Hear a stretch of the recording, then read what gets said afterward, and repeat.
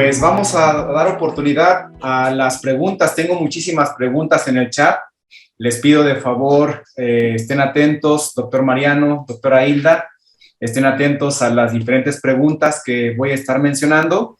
Voy a ir mencionando una para cada uno de los ponentes, de tal forma que podamos tener la participación de los tres de forma simultánea y de alguna manera no dejar como el tiempo solamente a uno, porque son muchas preguntas. Esperemos nos dé tiempo para poderlas contestar la mayor parte de ellas. Doctor Mariano, ¿cuál sería la edad ideal para poder comenzar la monta de un caballo? Gracias. Bueno, depende de la raza y de la función zootécnica, y del estado de maduración o de madurez del animal, ¿verdad? Los de carreras ya a los 20 meses lo están montando, 22 meses, pero como decíamos, son animales seleccionados para un crecimiento más rápido, tienen un potencial de crecimiento más rápido. Pero ese es el caballo de carreras, por eso les ponía este ejemplo de los 4 tipos de caballos. El caballo de silla depende, o sea, hay caballos de Warmblood deportivos que a los 3 años y medio ya están listos, ¿verdad? Pero, por ejemplo, hay otras líneas de Warmblood que a los 3 años y medio todavía están tiernos. Las actuales ya les han metido mucha velocidad para que se complete ese crecimiento. Y bueno, hay cuartos de milla, por ejemplo, hablando ahí de algunas razas en general, que también a los 3 años y medio ya están listos para montarse. Pero bueno, pues la recomendación general es que no se monten antes de los 3 años y medio, ¿sí? Y pues un régimen de alimentación adecuado para promover la maduración. Y creo yo que antes de fijar un número así para montarlos, hay que hacer un estudio detallado de los caballos con los que tratamos, de los ritmos de crecimiento y de los momentos en la vida que han completado ese 95% de alzada y 95% de peso, como me lo contrastaba el doctor en la mañana, que era que me fue el nombre del doctor, y a partir de ahí tomar decisiones. Es decir, yo crío caballos que se pueden montar perfectamente a los 3 años y medio, o yo crío caballos que no, que se deben de montar hasta los 4 años y medio. Esa sería mi respuesta. Muchísimas gracias, doctor Mariano.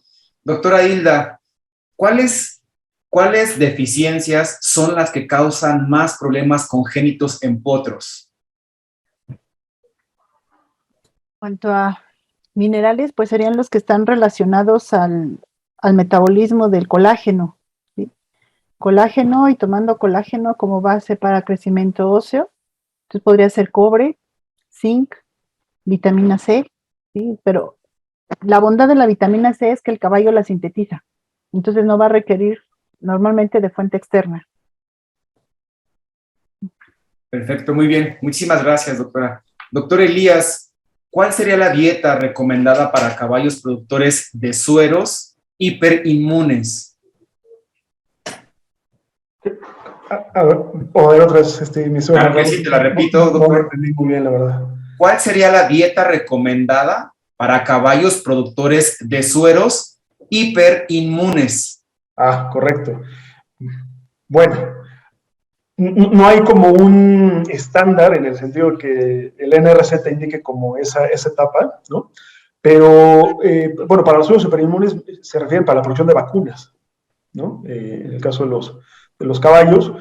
Sin embargo, esos animales habría que ver si están en mantenimiento, es decir, en qué situación se encuentran. Si en mantenimiento, si les dan un poquito de ejercicio.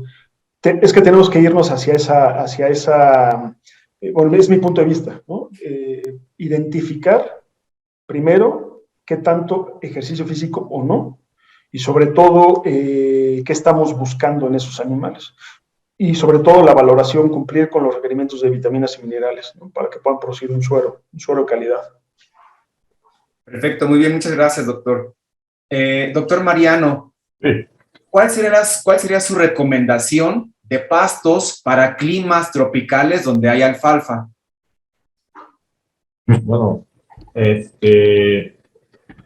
climas tropicales, donde hay alfalfa. Lo que pasa es que depende de la definición que queramos hacer de trópico, ¿verdad? Porque el trópico en el planeta es lo que está entre los dos trópicos, el de Cáncer y el de Capricornio. Entonces, sin embargo, el trópico como clima, pues son esas condiciones climáticas por debajo de 1000 metros sobre el nivel del mar, con temperaturas cálidas y con una humedad relativa elevada al año, no recuerdo con precisión los números.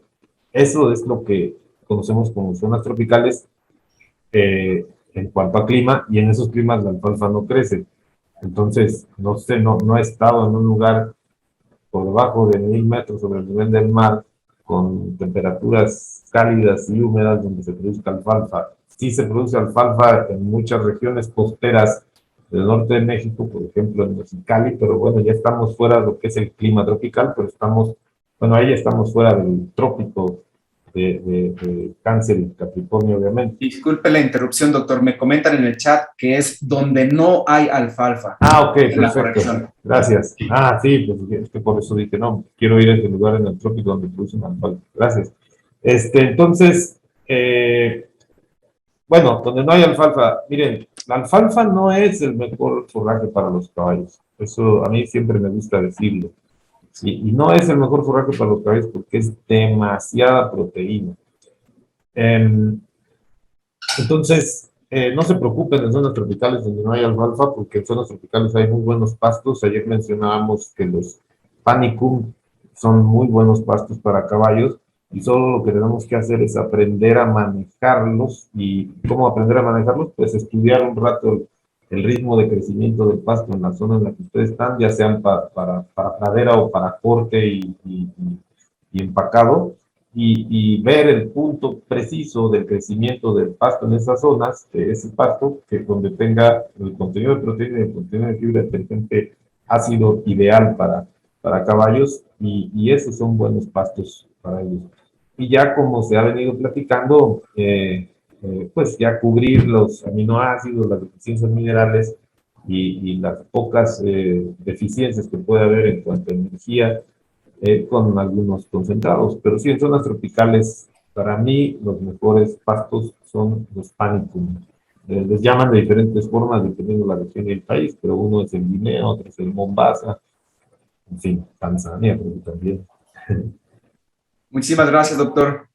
Doctora Hilda, el uso constante de sueros endovenosos adicionados con hierro, ¿cómo afecta su uso en el organismo, considerando que es un mineral que se puede obtener a partir del forraje? ¿Tiene su audio apagado, doctora?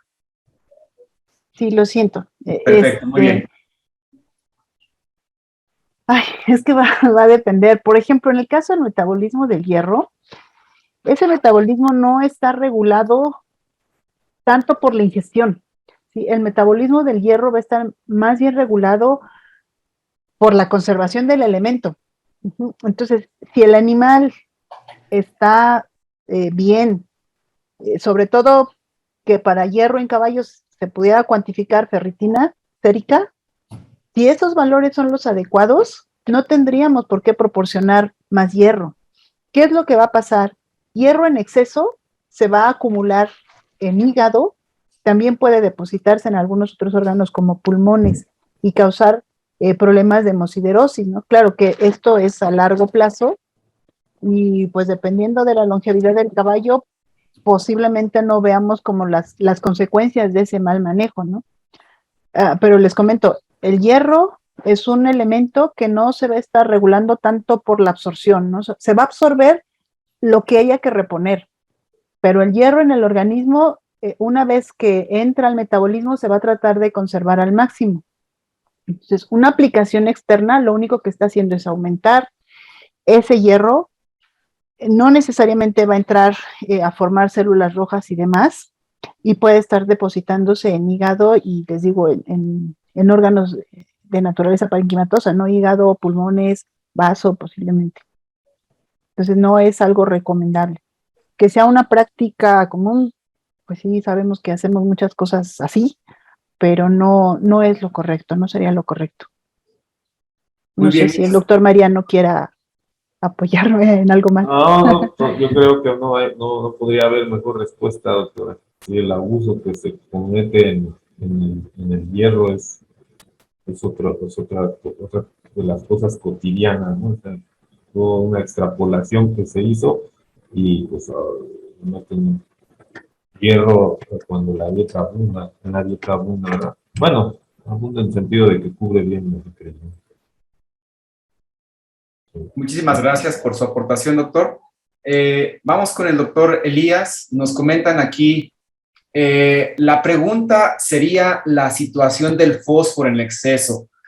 ¿Este escenario puede causar una situación de insuficiencia renal crónica, hiperfosfatemia? ¿El exceso de calcio? Vuelvo a leer la pregunta, sí.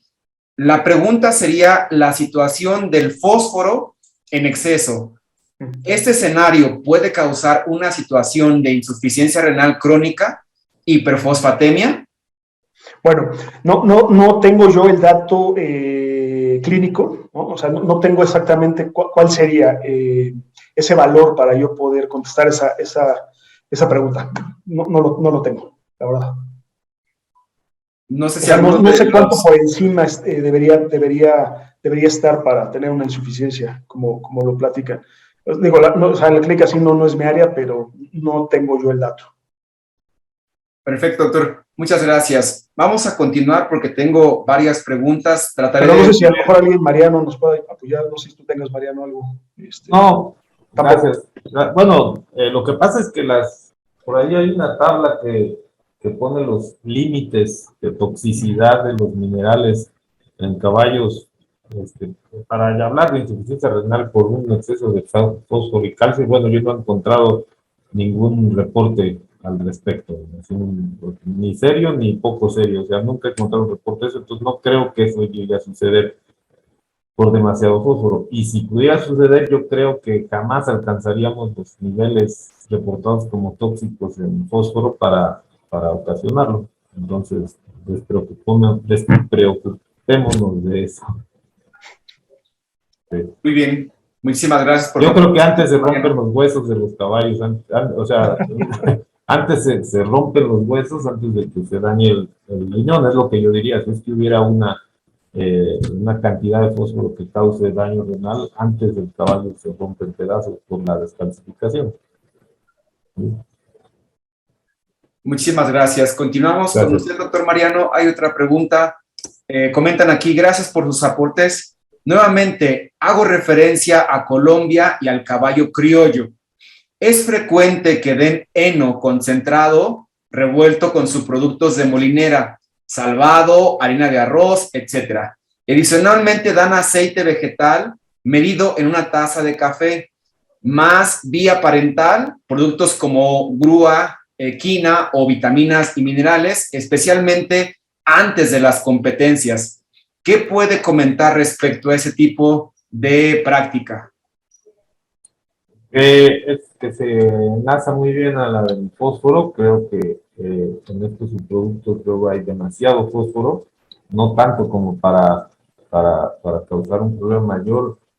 Bueno, que más que el músculo esquelético, ¿verdad? Pero sí puede resultar en desequilibrios que afecten a nivel musculoesquelético, tanto en la función muscular como en la estructura esquelética.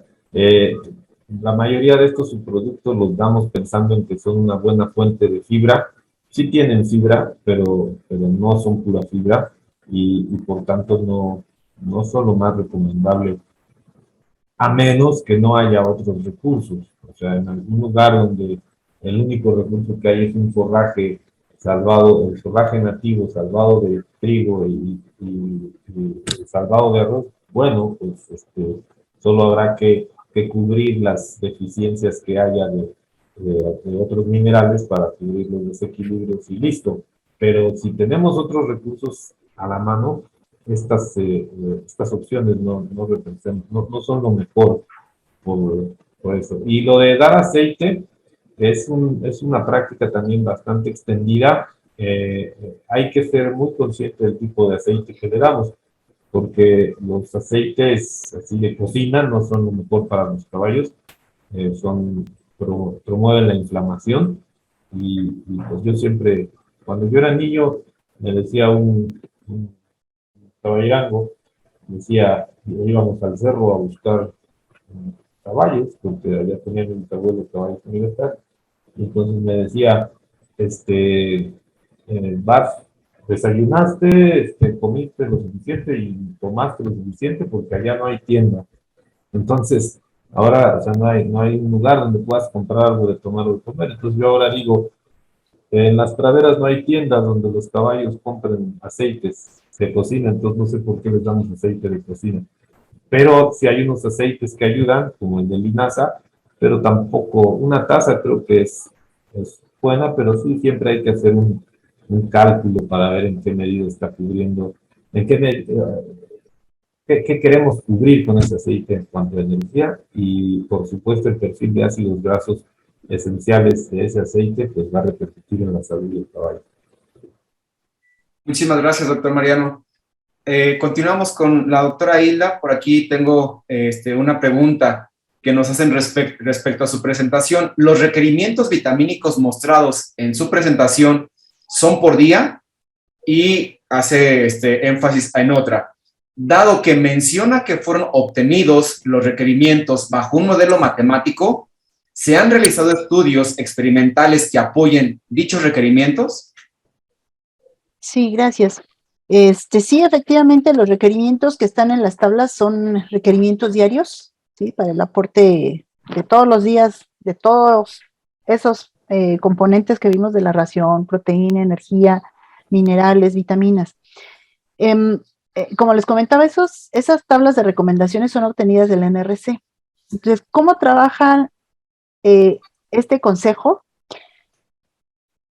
Periódicamente recopila todas las publicaciones que son evaluadas, que son consideradas serias, recopila todas esas recomendaciones, ellos analizan todo lo que se ha publicado en cierto periodo de tiempo y con base en el análisis de esa información es como emiten esa recomendación.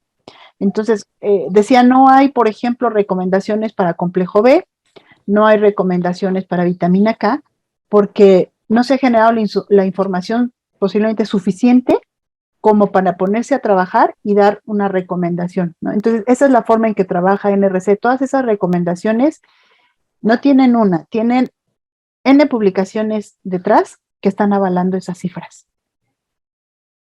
Muy bien, muchísimas gracias, doctora Hilda. Doctor Elías, hay una pregunta más en el chat. Comentan aquí, en el rancho donde trabajo siempre me traen alfalfa en floración y como me atrasa todas mis dietas y con ello su desempeño deportivo. ¿Qué podría comentar respecto a ello? Respecto al uso de el alfalfa en floración. Bueno, recuerden que todos los forrajes y los pastos, si están en una edad temprana, no tienen una buena calidad de nutrientes, ¿no? O sea, conforme va madurando el forraje o también el pasto, pues va adquiriendo esa calidad. Ahora, sí hay que tener algunas consideraciones en la alfalfa fresca por el tema de fermentación, ¿no? En el caso de almacenaje, que tenga buenas condiciones de el almacén, sobre todo que sea un lugar seco, fresco, y yo sí recomendaría que cierto tiempo le hicieran también una valoración de micotoxinas, ¿no? Porque, digo, en el caso que yo les presenté también hicimos esa valoración, pero por tiempo ya no la pudimos presentar, y sí recomendaría yo no ofrecer 100% alfalfa, ¿no? Porque la alfalfa es una fuente de proteína, pero carece de otras fuentes, por ejemplo, la energía. Entonces, mientras más completa sea la dieta del caballo y utilices fuentes energéticas, fuentes proteicas, fuentes de minerales propias del forraje, entonces va a estar más completa tu dieta. Ya lo sé también la doctora Crandall, ¿no? No ofrecer dieta 100% alfalfa porque se puede haber problemas. Perfecto, muchísimas gracias, doctor Elías. Hay otra pregunta relacionada con tu exposición. Comentan aquí, sé que podría escucharse incongruente, pero ¿algunos de los caballos presentaron algún problema de adaptación a la dieta, como por ejemplo cólicos? Pues considerando la información de las pláticas anteriores, quizá tenían una microbiota deficiente. Sí, ok. No, es muy buena la pregunta porque efectivamente cada vez que se va a hacer un cambio de la dieta, debemos de tener un proceso de adaptación a esa dieta. O sea, no podemos hacer cambios de un día para otro. Lo ideal es hacerlos de manera periódica, es decir, el pasto fue lo que no cambió. Lo único que cambiamos fue hacer la transición de un rolado a un extruido. El rolado generalmente da mayor problema de fermentación a diferencia de un extruido. Entonces, la transición que hicimos fue más o menos tener un periodo de 5 a 7 días para cambiar al 100% el extruido entre el día 1 y el día 7, precisamente para que la microflora no se altere tanto. Y recordemos que los granos en ciertas ocasiones causan procesos inflamatorios. Al ser fermentados en el ciego y en el colon, hay una inflamación en el ciego y en el colon, hay liberación de endotoxinas, ¿no? Las bacterias que son buenas mueren, estas bacterias liberan sus toxinas. Entonces, sí hay que tener mucho cuidado, sobre todo en el proceso de transición, pero sí, efectivamente hubo un proceso de transición entre un cambio de una dieta y otra, y no se presentaron cólicos, no hubo. Perfecto, doctor, muchísimas gracias. Doctor Mariano, comentan aquí, he notado el uso de enolaje en algunos criaderos de caballos. Les han quitado el grano y alimento balanceado. Mi pregunta es si se tiene alguna información o experiencia con pros y contras del uso del enolaje en caballos. Gracias. Qué buena pregunta. El enolaje es lo mejor que puede haber como forraje para el caballo en caballeriza, ¿sí? Para el caballo estabulado. ¿Por qué es lo mejor? Porque, bueno, para quienes no estén enterados de lo que es el enolaje, es un proceso intermedio entre el heno y el ensilado, ¿sí? O el silo, como les decimos aquí, o en otro lado le llaman ensilaje. Yo todavía me enredo. El silo es el contenedor, el ensilaje el ensilado es el proceso y el ensilaje es el producto, doctora Aurora, ¿así es? Contenedor es el silo, ensilado el producto y ensilaje el proceso.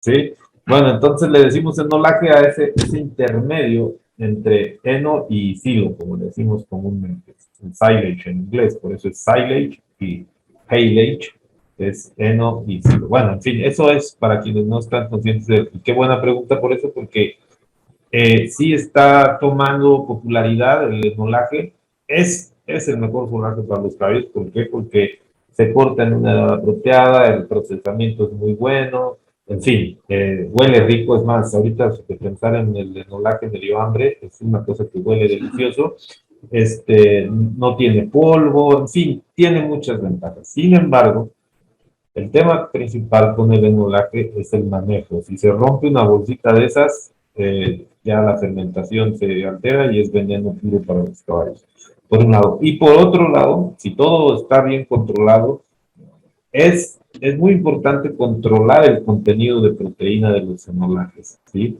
Y como en todo forraje para caballos, no hay necesidad de que el forraje pase el 14% de proteína. Entonces, los enolajes son muy buenos, pero hay que controlar el contenido de proteína. Y sí, si tú tienes acceso a enolaje que tiene de 10 a 14% de proteína, tu caballo puede comer solamente enolaje y complementar las pocas deficiencias que tenga de algunos minerales. Pero si me estás dando un enolaje que tenga más del 16% de proteína como único alimento, estás cometiendo un error. Porque es demasiada proteína para los caballos y eso tiene implicaciones importantes a nivel digestivo y a nivel metabólico y además de que estás tirando dinero a la basura. Muchísimas gracias, doctor. Estamos cerrando. Yo sé que hay muchas preguntas en el chat, pero tampoco no quiero invadir el tiempo que se ha asignado para el descanso y la comida. Cierro con esta última pregunta, doctora Hilda. comentan aquí si es que se ha demostrado algún tipo de correlación entre la microbiota intestinal y los niveles basales de vitamina K en potros o en equinos adultos. No como tal, ¿sí? No se ha demostrado, pero lo que sí se sabe es que son productoras de vitamina K. Y antes de que nos vayamos, por ejemplo, yo creo que en la pregunta anterior donde hablaban de los cálculos matemáticos, el método factorial se denomina así porque toma precisamente diferentes factores para ir armando las recomendaciones, ¿no? Toma lo que es el mantenimiento, se revisa la cantidad de los minerales en leche, por ejemplo, y entonces se asume cuál es la producción lechera y cuántos elementos, qué cantidad de elementos sale por leche, y se van sumando esos factores para dar la recomendación, ¿sí? Entonces, eso era lo que quería precisar, no es una estimación que se haga, ¿no? Sino que se tiene que cuantificar lo que se pueda, ¿no? Porque trabajar con necesidades de mantenimiento es complicado.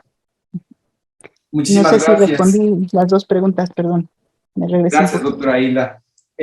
Cerramos con el doctor Elías, una última participación relacionada con el magnesio. Hacen dos preguntas aquí. ¿La suplementación con sulfato de magnesio puede provocar diarreas? Y la otra es, ¿el clima no provoca desbalances de magnesio y pérdidas de masa muscular? Bueno, recuerden que primero, es que hacerlo así es como irnos a la nada, ¿no?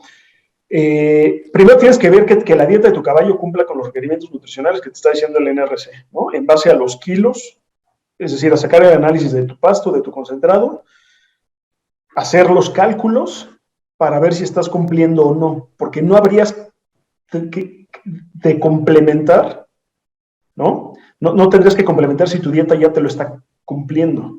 Si tú detectas que tu dieta ya tiene una deficiencia de magnesio, entonces sí complementas, pero lo ideal es hacerlo siempre a través de la dieta, no a través de inyecciones, porque no vas a estar inyectando diario al animal, a menos de que sea un animal que tenga desarrolle algo clínico, ¿no? Que a lo mejor esté tirado, que ya no se pueda parar, ¿no? Pero lo ideal es hacerlo a través siempre de la dieta, que el caballo reciba sus nutrientes siempre comiendo, y no hacerlo a través de métodos parenterales. Y la otra pregunta, no me acuerdo cuál era. Sí, una está relacionada que si es que el uso de suplementación con sulfato de magnesio puede llegar a provocar diarreas. Esa era una, y la otra es, ¿el clima puede provocar desbalances en magnesio y pérdidas de masa muscular? Bueno, no está como muy clara, es decir, si el clima puede provocar desbalances de magnesio, pues habría que valorar el suelo, ¿no? Valoras el suelo, valoras la tierra para ver qué tan fértil está en ese mineral, y por ende el suelo va a nutrir al pasto, al forraje, y hacerle un análisis al mero forraje, ¿no? Es decir, es que sí necesitamos de laboratorio forzosamente. Necesitamos tomar muestras para ver qué nos dice el laboratorio, y a través de ese resultado, pues ya sabremos cómo actuar, si suplementas o no suplementas. Pero bueno, sí, la otra pregunta no contesté tampoco si había o no diarrea. Si excedes, podría haber un proceso de diarrea en los animales. Sí está documentado. Doctora Hilda, adelante, tiene su mano levantada. Sí, brevemente, Juan. Pues básicamente, por ejemplo, hablando como fuentes de magnesio, la mejor o lo que más se utiliza es el óxido de magnesio, y por su disponibilidad.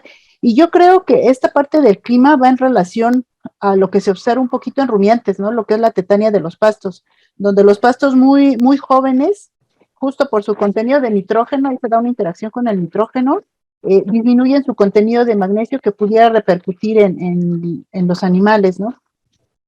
Pero les digo, no es el clima en el caballo, podría ser el clima empobreciendo el forraje, ¿sí? Que hubiera esta competición nitrógeno-magnesio que fuera muy importante, y entonces repercutiría en el caballo. Sería esa la relación que se presentaría. Pero básicamente el caballo es menos sensible a estas situaciones. Gracias, Juan. Agradecemos su participación, doctora Hilda, doctor Elías, doctor Mariano, muchísimas gracias. Me quedo con muchas preguntas todavía en el chat.